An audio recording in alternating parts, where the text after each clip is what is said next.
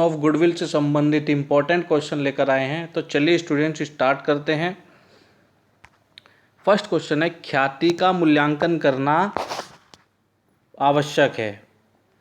कब, किस स्थिति में ख्याति का मूल्यांकन करना परमावश्यक है? ऑप्शन दिए गए हैं, अंशों के निर्गमन के समय, कंपनी को बेचने के समय, अंशों के हरण के समय, या इनमें से कोई नहीं। तो स्टूडेंट्स आपका ख्याति का जो मूल्यांकन करना परम आवश्यक है वो कौन सी स्थिति है? तो इस क्वेश्चन का जो करेक्ट आंसर है वो है आपका ऑप्शन नंबर बी, कंपनी के बेचने के समय। चलिए नेक्स्ट क्वेश्चन जानते हैं स्टूडेंट्स। नेक्स्ट क्वेश्चन है, ख्याति है, हमारे को बताना है कि ख्याति किस प्रकार की संपत्ति है। चल संपत्ति है, अचल संपत्ति है, टेंजिबल एसेट है, या इंटेंजिबल एसेट है, या उपरोक्त में से कोई नहीं है। तो स्टूडेंट्स आपका जो गुडविल है, आपको बताना है ये गुडविल किस प्रकार की संपत्ति है। तो ध्यान रखें, गुडविल आपकी इंटेंजिबल एसेट्स की कैटेगरी में आता है, यानी कि अमूर्त संपत्ति इसका करेक्ट आंसर होगा। चलिए नेक्स्ट क्वेश्चन जानते हैं स्टूडेंट्स।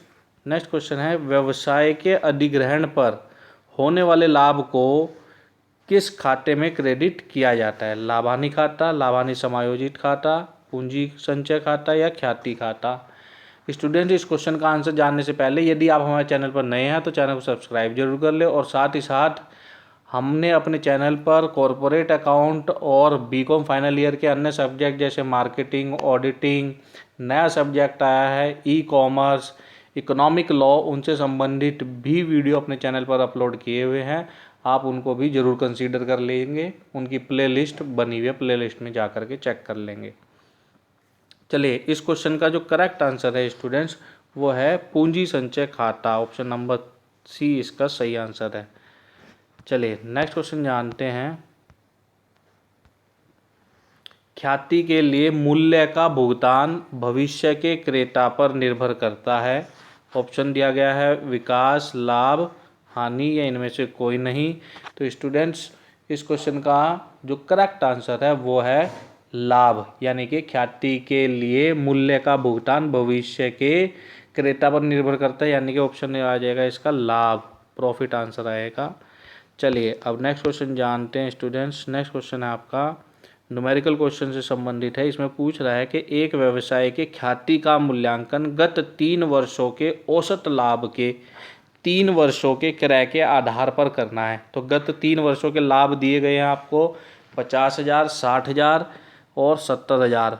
अतः गुडविल यानी कि ख्याति का मूल्य होगा। सिंपल सा क्वेश्चन है, तीनों को जोड़ देंगे 50, 60 और 70, यानी कि ये हो गए आपके 1,80,000 रुपये। टोटल अगर तीनों सालों की गुडविल को आप जोड़ देंगे तो हो जाएगी 1,80,000 रुपये।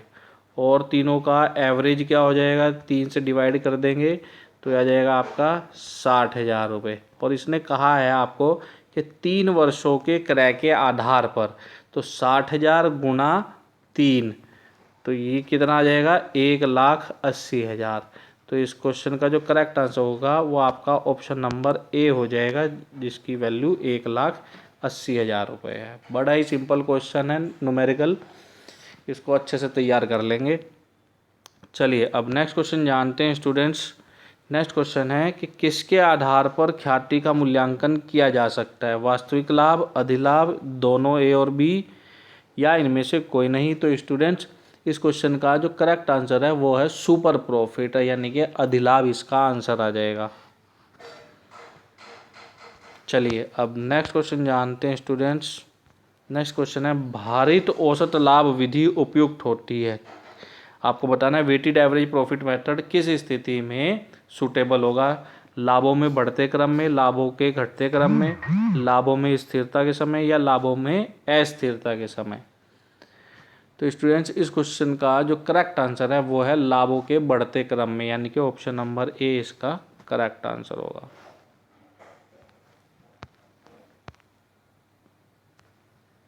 चलिए अब नेक्स्ट क्वेश्चन जानते हैं। नेक्स्ट क्वेश्चन है, ख्याति का मूल्यांकन एक वैज्ञानिक पद्धति है। ऑप्शन दिए गए हैं औसत लाभ की क्रय विधि, अधिलाभ की पूंजीकरण, वार्षिकी विधि, या उपरोक्त सभी। तो स्टूडेंट्स इस क्वेश्चन का जो करेक्ट आंसर है वो है वार्षिकी विधि। ऑप्शन नंबर सी इसका आंसर आ जाएगा। क्या पूछा था क्वेश्चन पूछा था कि गुडविल की साइंटिफिक मेथड क्या है।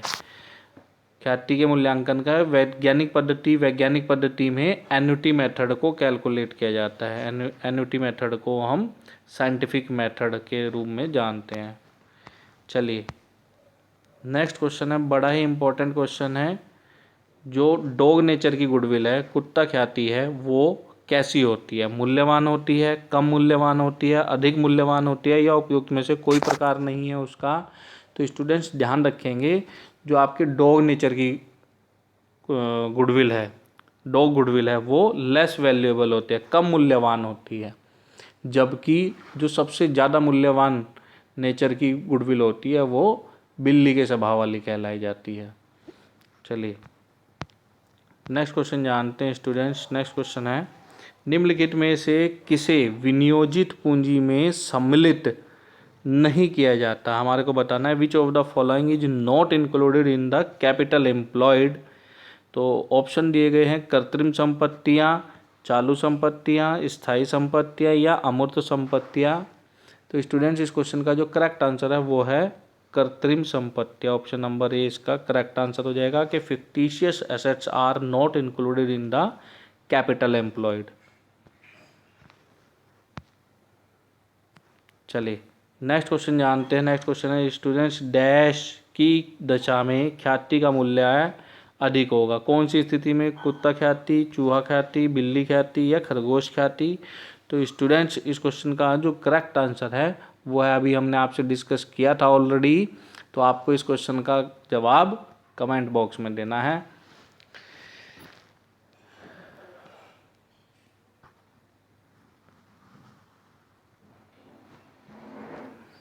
चलिए नेक्स्ट क्वेश्चन है, इसी प्रकार का क्वेश्चन है, इसको दूसरे तरीके से पूछ लेगा कि ख्याति का मूल्यांकन अधिकतम होगा जब वह होती है बिल्ली के स्वभाव की, कुत्ते के स्वभाव की, चूहे के स्वभाव की या खरगोश के स्वभाव की?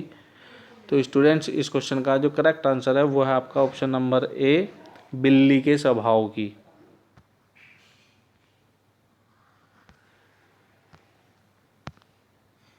चलिए डायरेक्ट क्वेश्चन है आपका स्टूडेंट्स, यहाँ पे पूछ रहा है आपसे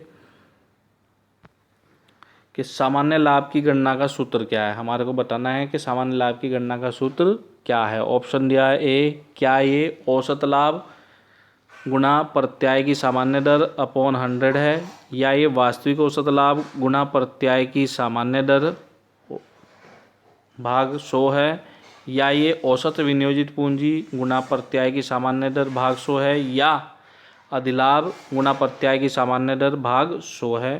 तो स्टूडेंट्स इस क्वेश्चन का जो करेक्ट आंसर है वो है आपका ऑप्शन नंबर सी, औसत विनियोजित पूंजी गुणा प्रत्यय की सामान्य दर इंटू 100। ये आपका सामान्य लाभ की गणना का सूत्र है। डायरेक्ट टाइप का क्वेश्चन था, अच्छा क्वेश्चन है, इसको तैयार कर लेंगे। चलिए नेक्स्ट क्वेश्चन जानते हैं स्टूडेंट्स। नेक्स्ट क्वेश्चन है, ख्याति पर हरास काटने की विधि क्या कहलाती की विधि है? स्थायी किस्त पद्धति, घटती शेष पद्धति, वार्षिकी विधि या हरास नहीं काटा जाता? तो स्टूडेंट्स ध्यान रखेंगे, ख्याति पर गुडविल पर हरास नहीं काटा जाता है। ऑप्शन नंबर डी इसका सही आंसर होगा, no depreciation charge on the goodwill. चलिए नेक्स्ट क्वेश्चन है, ख्याति का जन्म प्रत्येक के मन में प्रभाव के कारण होता है? किसके? ग्राहक, लेनदार, दोनों ए और बी दोनों, या उपरोक्त में कोई नहीं? तो स्टूडेंट्स इस क्वेश्चन का जो करेक्ट आंसर है वो है ग्राहक। ऑप्शन नंबर ए इसका करेक्ट आंसर होगा। तो स्टूडेंट्स ये थे हमारे कॉर्पोरेट अकाउंट से संबंधित आज के कुछ महत्वपूर्ण क्वेश्चन। वीडियो कैसा लगा कमेंट बॉक्स में कमेंट करके ज़रूर बताएं, और साथ ही साथ इस वीडियो को अपने अन्य मित्रों के साथ भी ज़रूर शेयर करें ताकि वो भी इस वीडियो का बेनिफिट ले सकें। और आप हमारे व्हाट्सएप ग्रुप और टेलीग्राम चैनल पर भी जुड़ सकते हैं, उन दोनों के लिंक आपको इस वीडियो के डिस्क्रिप्शन बॉक्स में दे दिया गया है।